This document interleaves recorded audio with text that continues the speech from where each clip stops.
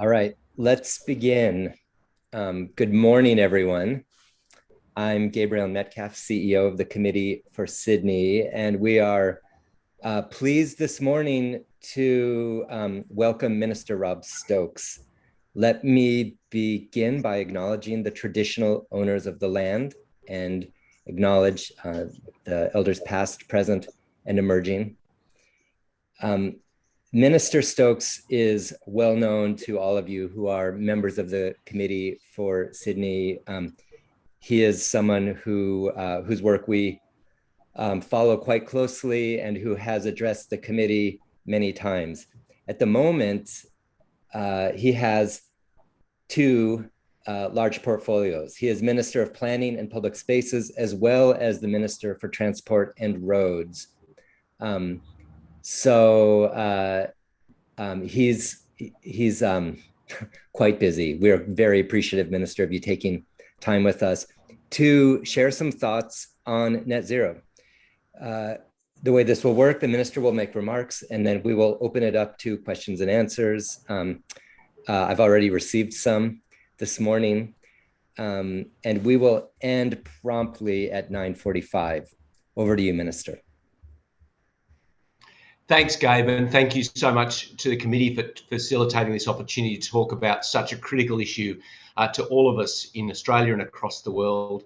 As you have done, I also want to acknowledge the traditional custodians of the lands on which we collectively meet. In my case, that's the Cadigal people, and pay my respects to elders past, present, and emerging, and to recognise in the context of talking about net zero, how Aboriginal people since the beginning of time have lived sustainably on this land and have really provided an incredible case study of how sustainability can not just be an empty utopian ideal, but can actually be made to work, and in their case for tens and tens and tens of thousands of years.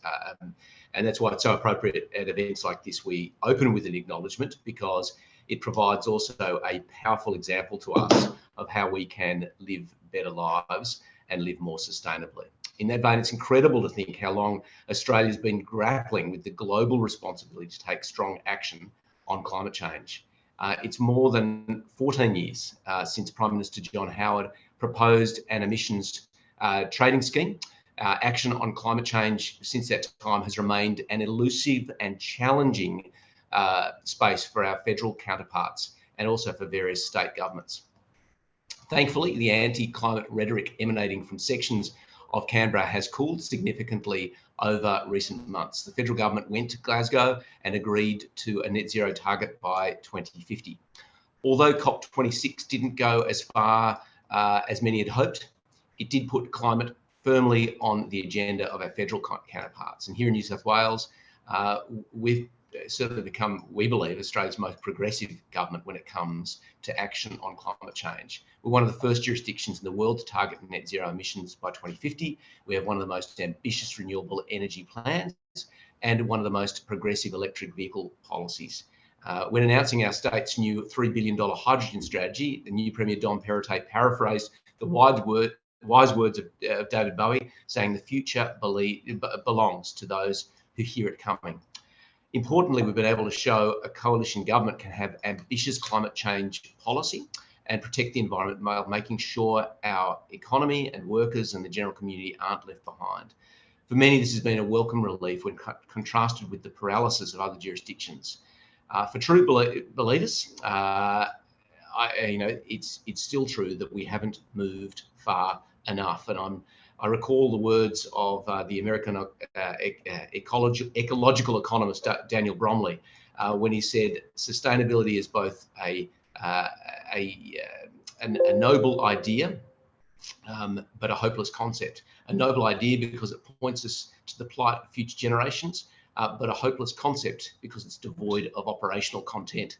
So the challenge for policymakers is to put the operational content behind the lofty ideals. And certainly given what our state's been subjected to over recent years, from severe drought, followed by the worst bushfire season on record, followed by flooding across Sydney, it really makes the point that action begins yesterday.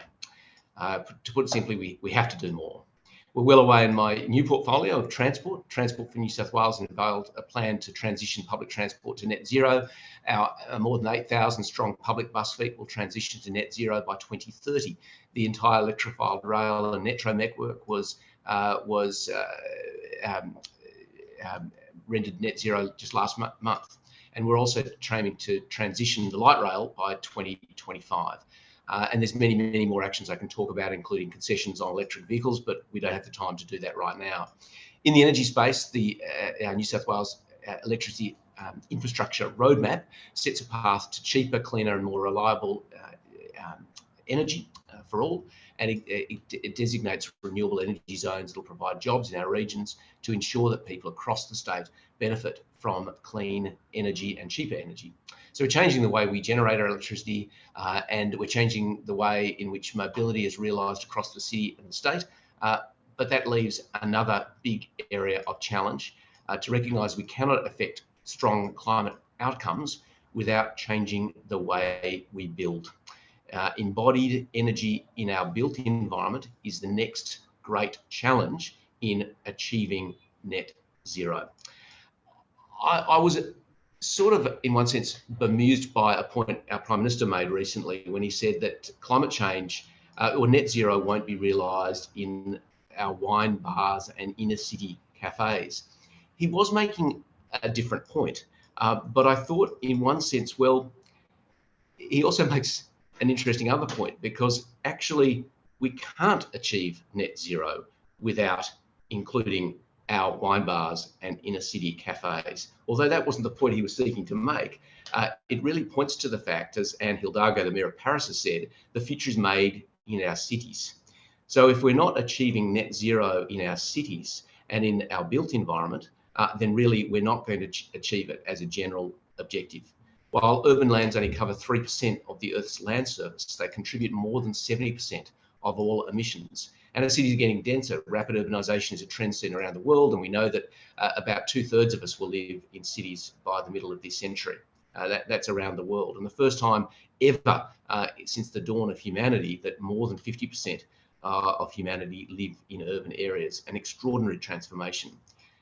New South Wales has committed, as I mentioned, to achieving net zero by 2050. So what role can our cities play in our race to net zero?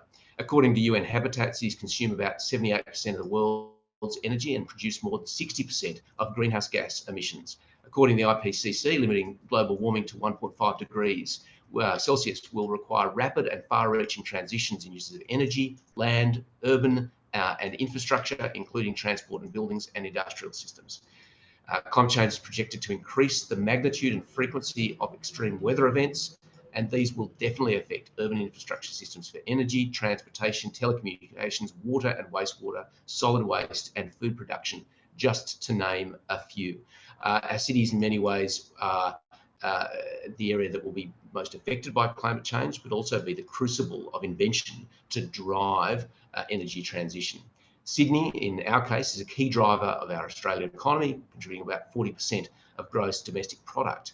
But the greenhouse gas emissions associated with Greater Sydney residents and businesses contribute to more than 1/3 of our state's greenhouse gas emissions. So we are both the problem and the solution. So what can we do differently? The pandemic presents us with a great opportunity to challenge the way in which we've done business in the past, and to invent and to innovate and come up with better systems. And not only does our government want to take action on climate change, but we're also obliged to. Earlier this year, the Auditor General made it clear that the New South Wales planning system doesn't deal with our warming climate adequately and called for major improvement.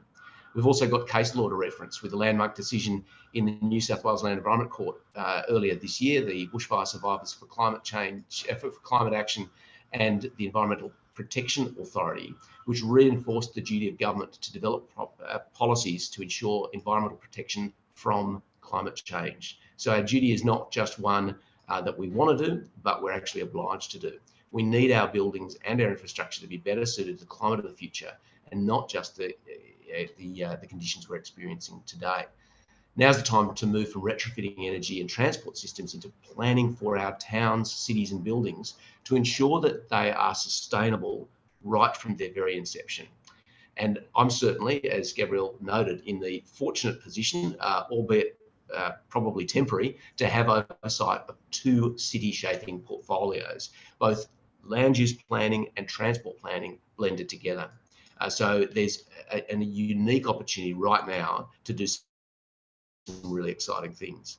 When thinking about net zero, exciting technological announcements often come to mind, like hydrogen, solar and wind farms, big batteries, electric vehicles, and it goes on. And certainly new technologies like batteries and EVs will play an important role in the design of our cities. And it's important that we plan to build them in. But it's also important that we don't let these shiny new things distract us from the basics of good design and planning. Too often we see myopic technological solutions that reduce the environmental impacts on one aspect of an urban system, but while reinforcing the underpinning dependencies. For example, while electric cars can be powered with renewables, they can still promote sedentary lifestyles and manufacturing systems based on unsustainable resource use. While building new freeways may reduce congestion and improve local air quality, they can reinforce unsustainable development patterns. While air conditioning can be powered by renewables and e-glass can improve thermal comfort, such technologies can enable us to build structures that are not thoughtfully oriented or designed. And embracing technological advances, we need to recognise it has to go in hand to hand with measures to reduce consumption in the first place, and ensuring we don't let the most significant elements of our cities, our people and places, be engineered out. Some of the best ideas aren't particularly new or exciting, but they are fundamental to achieving net zero. Exercising thrift in resource use, using trees or roof colours to regulate urban heat, designing streets to encourage active transport, and focusing density around public transport are important strategies that will help us to achieve our goal. Thinking about the interdependencies between city planning, transport infrastructure, and major projects and new investment is why I've asked the Department of Planning, Industry and Environment to develop a net zero cities action plan. In addition, I've asked the department to also investigate options for reducing scope 1 and 2 greenhouse gas emissions, the major source of emissions, in respect of major mining projects. We know these are the greatest contributor to greenhouse gases, and we've got the power to limit these emissions through a more rigorous assessment of project applications and through the imposition of conditions on development consent. To start, we've today announced an increase in BASIC's sustainability standards. BASICs, for those who might not know on the call, are a key assessment tool that ensures new homes are comfortable to live in, regardless of the temperature, and that they're also more energy and water efficient. Since it was introduced more than 17 years ago, BASICs has prevented about almost 13 million tonnes of greenhouse gas emissions and saving more than 400 billion litres of drinking water. These increases in standards will see more energy efficient homes right across the state. As things stand, thermal performance for a home is estimated using software from the Nationwide House Energy Rating System, or NATAS for short. And NATAS rating ranges from 1 to 10 stars, and we're proposing to raise the current requirements for new residential dwellings from 5.5 stars, as it is at the moment, to 7 stars. This will mean better design, better insulation, more sunlight, and more solar panels. Our proposed changes will save another 150,000 tonnes of carbon a year, helping us to achieve our goal of net zero by 2050 or earlier if we can. This is equivalent to providing the renewable energy to power about 27,000 homes, with the resultant deep pocket savings for residents. Our modelling suggests that for those living in apartments, energy savings will be up to about $190 a year. And for those living in new homes in Sydney's West, energy savings could be up to a staggering $850 a year, even higher in the regions, with savings up to almost $950 a year. These changes will be embodied in our new design in place state environmental planning policy that will go on exhibition later this year. We have an opportunity to look at our cities, as Patrick Geddes would say, as systems, and identify where we can push and pull policy levers and investment decisions to make greener choices that are good for our planet, good for our well-being, and good for our community's health and well-being. Now, earlier this year, gosh, time flies, I signed off on plans for Wilton in Sydney's southwest, the first of our new towns on the periphery of Sydney, not part of Sydney, but nearby, that required all backyards to be big enough for a tree, in the case of detached dwellings, and for pale-coloured roofs. The response was quite extraordinary. A large set of stakeholders were lauding this as a common sense solution to the growing issue of urban heat, particularly in Sydney's west. But I did have another group of stakeholders who said the conditions were simply not necessary and were an example of more red tape or nanny state thinking. It's quite incredible in a country as hot as Australia, we're still building homes with dark roofing. And it's equally incredible that we have to legislate for backyards in detached homes to be big enough for people to plant a tree. I'm often told this is what the market wants. However, I think it's more a case of the market snapping up whatever is provided, requiring the government to intervene. We're finally finding out what the people of the Middle East and in the Mediterranean discovered a long time ago. A light-coloured house is much better at reflecting the sun's powerful rays than a dark-coloured one. Recent UNSW research commissioned by the federal government found that Sydney's ambient temperatures could be reduced by up to 2.4 degrees Celsius if we ditched dark-coloured roofing across the city. It's a simple, no-cost intervention that we can make in a policy sense. A light-coloured roof could reduce temperature inside the home by up to 10 degrees during a heat wave, with the resultant energy savings and cost savings for the occupants. A policy switch to ensure that all new housing has light-coloured roofing, whatever shade you want, would have an enormous impact on the urban heat island effect in our city. And I'm asking the Department of Planning to implement this as part of our net zero cities approach. There are no practical reasons why we shouldn't be ditching dark roofing on new homes permanently, unless, of course, there are heritage issues involved, to ensure that future communities of Sydney's West don't experience the urban heat that many communities do now. We've seen examples in Western Sydney where too many homes are built too close together with no room for a garden, a tree, or even an air conditioning unit, and where they're sweltering under dark covered roofs. Despite this, these homes are still riding the global tsunami of property price rises. Another example of how decisions made across our cities are linked is that our government is one of the biggest concrete users due to our ambitious infrastructure program. Imagine if we started using greener recycled concrete in our projects. This could have positive supply chain impacts, making the greener material cheaper to use for mums and dads building their first home. Although a switch to green concrete could be costly in the initial years, it could create a huge market for the product, and a local market for the product, making it cheaper ultimately for everybody. Beyond the residential space, there's also work to do in the commercial area. Buildings account for more than 50% of electricity use in New South Wales and Australia and represent more than 25% of national emissions. Reducing energy use in our buildings has the triple benefit of saving money, reducing emissions, and creating space in the grid for electrifying transport and heating. As part of the upcoming design and place state environmental planning policy, we're asking all new large commercial developments being designed from 2022 to operate at net zero emissions from energy from day one of their operational use. This draws on excellent work led by the City of Sydney and their experts in the built environment, who have been working on this issue for many years. Indeed, 82% of the office portfolios who report under the NABERS Sustainable Portfolios Index already have a net zero or carbon neutral commitment in place, most of them significantly ahead of 2050. So this is an example of where government is following, not leading. We've got the best experts and global leading performers operating in our Australian market. Australian property has dominated the GRESB Leaders Board for years, directing billions of dollars in international investment into the local economy. Because of this industry leadership from people like the Green Building Council and because of NABERS, we know that our newest building can achieve more now and cost effectively. So we're asking new commercial buildings designed and built after 2022 to operate at net zero emissions, and asking, if not, why not? For new large offices, hotels and shopping centres in Greater Sydney, this will be a requirement. We've run the numbers and we know these targets make financial sense. The operational savings far outweigh the upfront costs. We've got the data, which is endorsed by the Greater Sydney Commission and our Greater Sydney councils. For all other asset types and for major commercial buildings outside of Greater Sydney, we'll also be asking for a net zero statement to encourage developers to think early and to ensure that buildings are designed to be capable of running at net zero in the future. This leadership will drive down supply chain costs for new technologies and grow jobs in construction, engineering and professional services industries that allow other asset classes and sizes, including residential, to follow along. So we've got a clear pathway for reducing our operational emissions.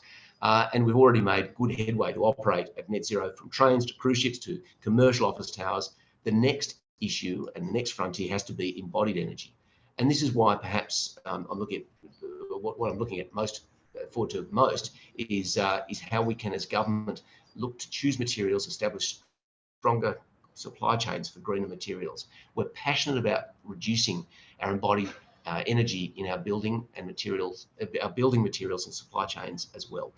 We've recently launched a very successful Materials Embodied Carbon Leadership Alliance, which is working with over 100 national and international commercial builders and supply building companies to stimulate innovation and demand for better building products. To drive toward the reduction, we need to better understand the embodied carbon of materials used in new developments, and we'll be supporting industry to learn and to grow. The market's less mature, so we need to understand materials better and make sure government policy is evidence-driven. To do this, we plan to ask new developments to calculate the embodied emissions of their top 5 materials using standard industry calculators. We'll use our brand new e-planning system and the New South Wales Planning Portal to collect this data and use it to build insights into what good practice looks like and to inform future requirements, policies and programs. Improved data will support us to increase our ambition and stringency in targets over time and send a strong signal to industry that creating and scaling low emissions buildings material makes good business sense. In the residential construction place, there's also a new basic material index proposed as part of the design in place set. This tool will require building designers to meet a modest basics embodied emission standards for developments. This encourages them to review the homes designed to reduce the volume of materials and or use lower embodied building materials instead of higher emissions building materials. Now, I often hear the argument that any increase in housing standards will lead inevitably to an increase in prices. But we've seen subdivisions and developments with small blocks, small apartments and high yields still result in outrageous prices for new homeowners. Clearly, there's other forces at play. If we don't enforce strong sustainability standards for new homes, the prices will still go up regardless, as will the temperatures. We must take practical actions now so that we don't end up with a city with soaring temperatures, no shade and air conditioners running around the clock. Recent media reports have told us what happens in Victoria and historically in Western Sydney when a planning system churns out new subdivisions with little thought about providing the right infrastructure or legislating adequate standards. That's why our design in place state environmental planning policy and our ambitions to achieve net zero across our city are so important. A small investment now will reap enormous dividends for the future. The cost of not acting is far greater than the modest costs involved with taking action now. Happy to take any questions. Wow, Minister. There is a whole lot in there. Everybody, please feel free to submit questions via the Q&A app on Zoom, and we'll get through as many as we can. All right, first question. As Transport Minister, do you support the adoption of a mode share target for Sydney? You were very eloquent about the fact that electric vehicles are necessary but not sufficient. We also need to be shifting the way people get around to public transport, walking and cycling. As of today, there is no target for what that split should be. And so it is unclear if progress is being made or not.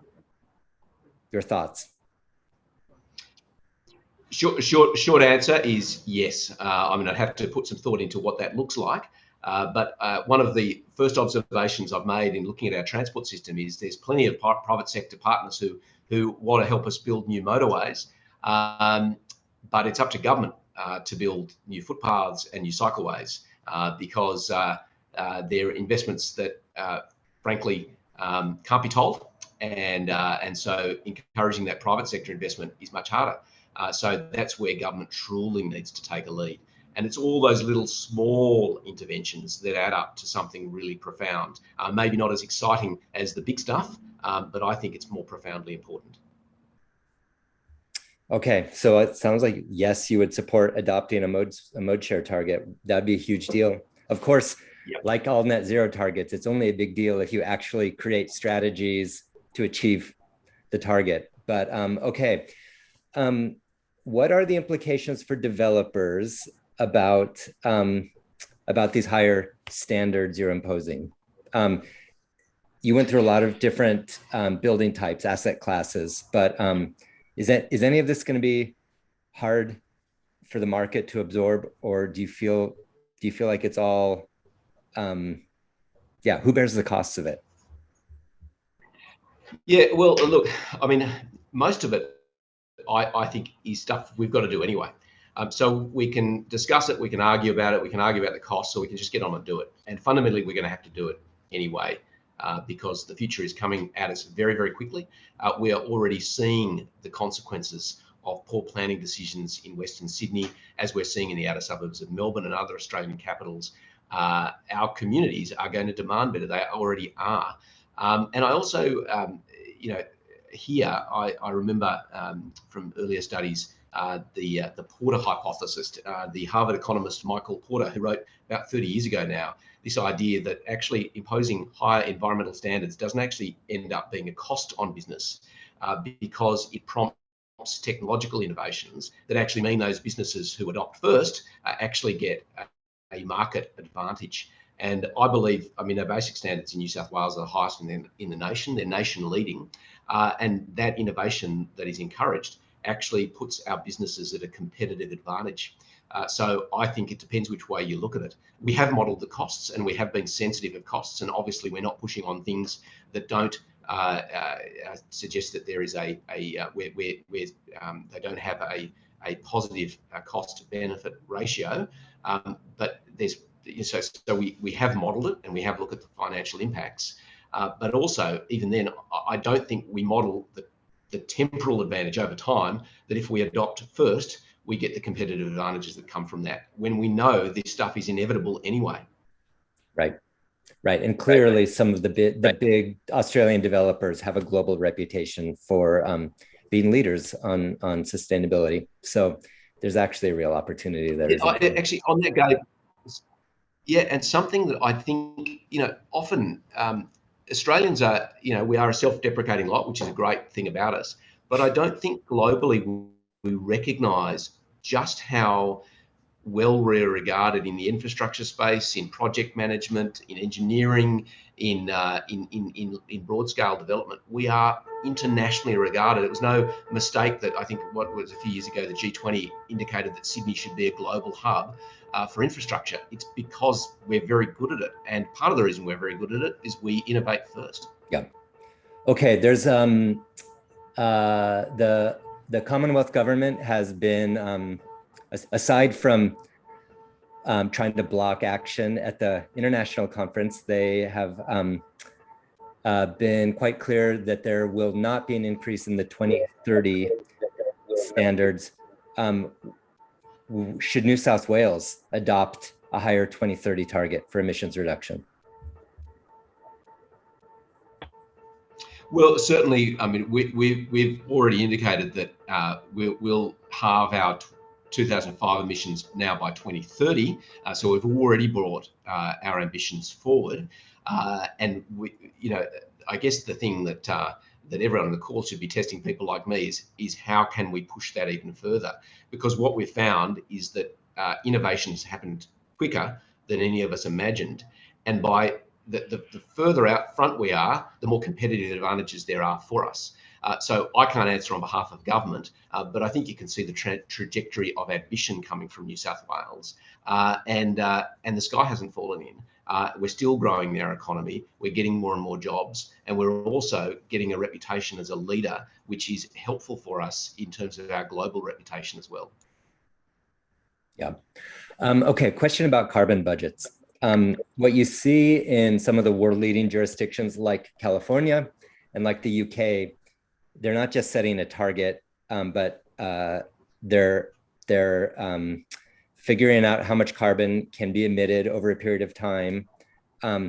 Should that discipline be added to the net zero plans for New South Wales? Yeah, so that's tricky because ultimately, once you're creating it's effectively a cap and trade in one sense, because you're working out a total budget and working backwards from there. Where that becomes tricky is in resource projects, particularly. So, for example, if we're assessing new fossil fuel-based mining projects, for example, courts have said to us, can we look at what the cumulative impacts of these things are? Because in project assessment, each project is looked at on its individual merits, but not in terms of its cumulative impacts. That's the direction we're moving in, but it is very hard to regulate there because you're effectively apportioning property rights. And in one sense, the irony is you're actually incentivizing people to get projects out first because then they can use up more of the budget. So it's actually it actually introduces some unintended consequences. So I'm not in a position to be able to commit to that at this stage, but hopefully that example illustrates one of the sort of unintended consequences of having such a budget. Okay, we can chat about this further. I think there's a way to allocate carbon budgets to sectors without a cap and trade system. You can use command and control if you don't want to use market mechanisms.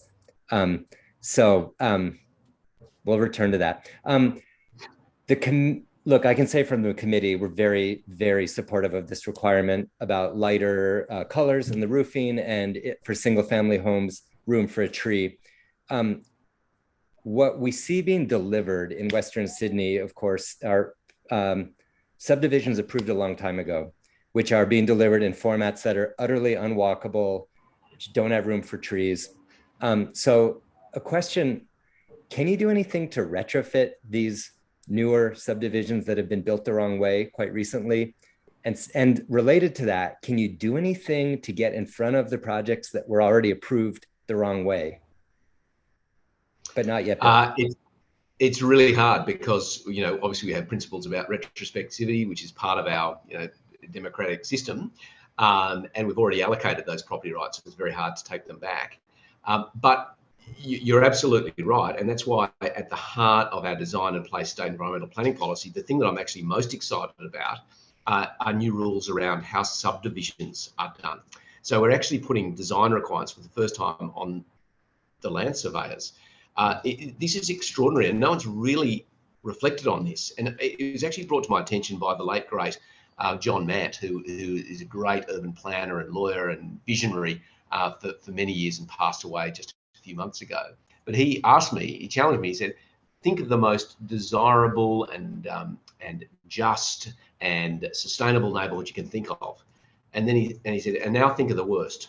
And he said, I bet you any money that the one you think is the best was not planned, and the one that you think is the worst was expertly planned.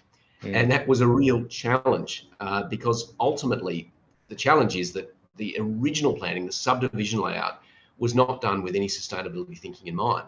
And so a lot of the expense in terms of the frustration that the development industry have had about things like the apartment design guide is because the blocks they're working with are enormously expensive to seek to retrofit to make them sustainable because they were unsustainable in their original cadastral layout.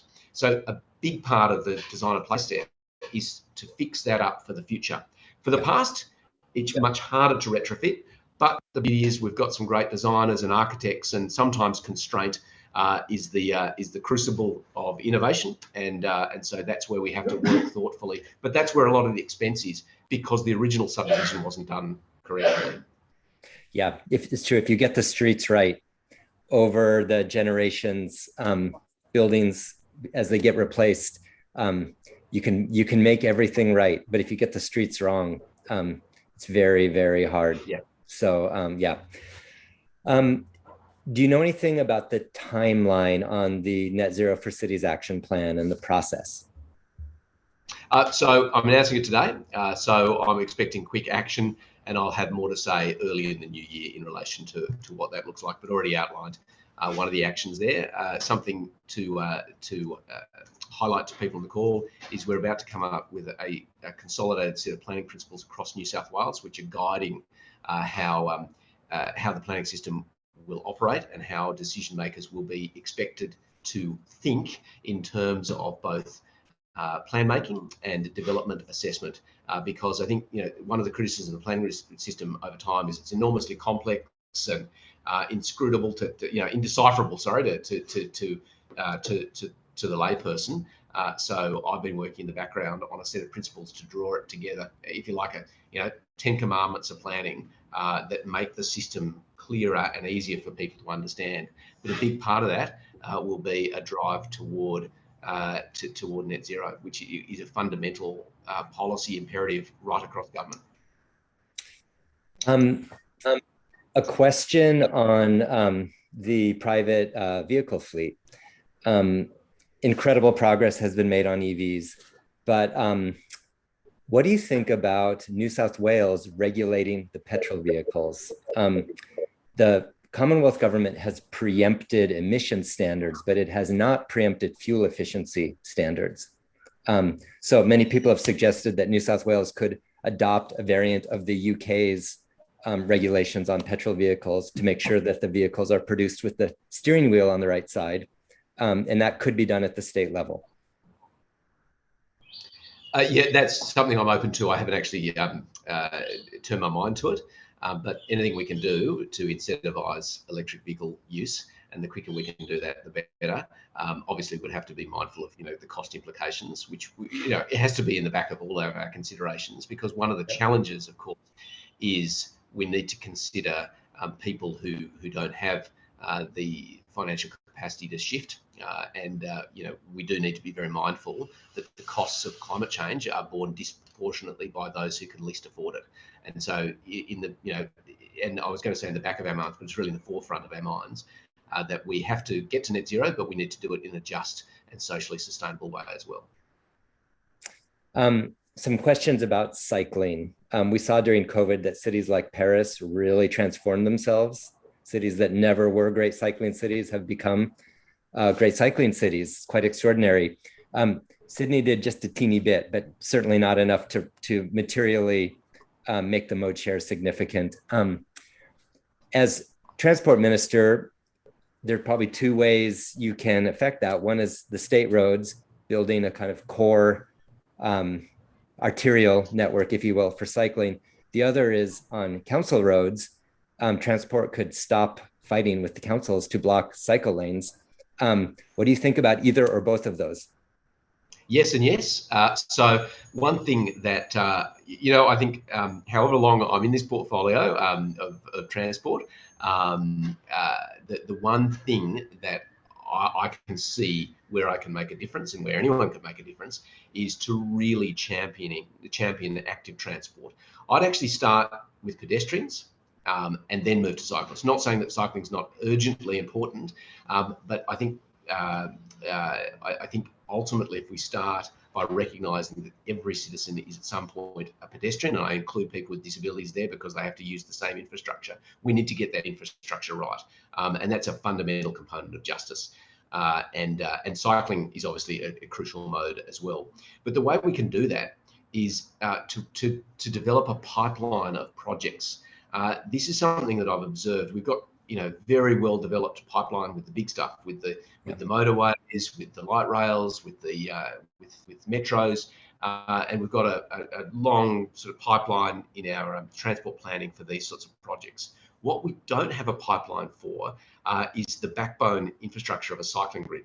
And that's what we need to do. And one thing I noticed, we give sort of all sorts of grants to local councils to advance these sorts of projects, but then the project doesn't get approved, and so the grant monies come back and nothing gets built. But if we can work together on a pipeline of projects that we work on collaboratively, then we can just fund it sort of consecutively over time. And if we do a little bit this year, a little bit next year, a little bit next year, over 5 or 10 years, we will have built the spine infrastructure of a proper cycling grid across the city. So, and to do that, we just need some pipeline planning. Yeah, that's great. Will the upcoming, I'm going to read this one. Will the upcoming standard New South Wales Development Control Plan template provide provisions, mandated or otherwise, to promote net zero goals? So yes, but they won't be mandated because that's the nature of a development control plan. There's an element of flexibility in there. But this is, my instinct, it's funny, I've talked a bit about mandates and so forth. My own instinct is to say, this is the goal, but you tell us how you're going to get there. I don't like actually prescribing, precise rules on these things, because in one sense, precise rules can stifle innovation. And often the market can actually respond to the vision much better than government can tell you how to get there. Yeah. And you end up, and many architects and building designers have said to me their frustration with the existing basics rules, because they sort of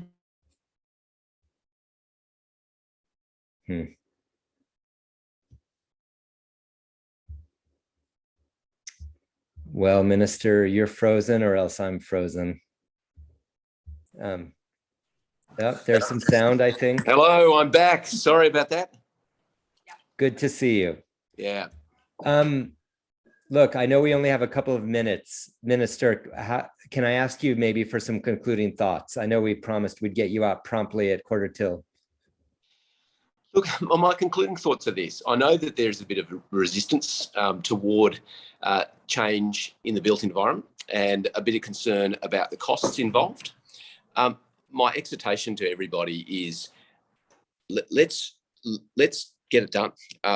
Let's work through the costs. If there are bits that are too bold right now, absolutely, we can look at moderating those.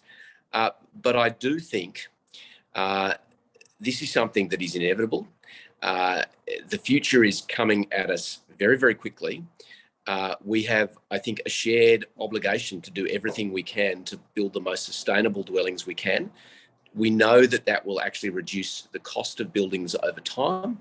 It'll reduce costs on families, particularly in Western Sydney. This will have disproportionate benefits on those who are the most vulnerable.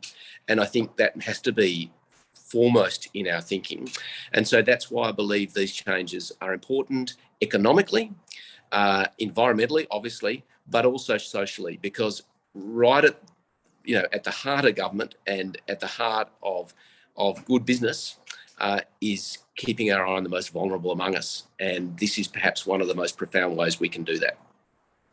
Minister, I want to say on behalf of the committee, we are incredibly supportive of what you're trying to do here. Thank you for your leadership on the subject and your eloquence in making the case for it. And everybody, thank you for joining. Thanks, Gabe. Thanks to the committee. Okay. Bye, everyone.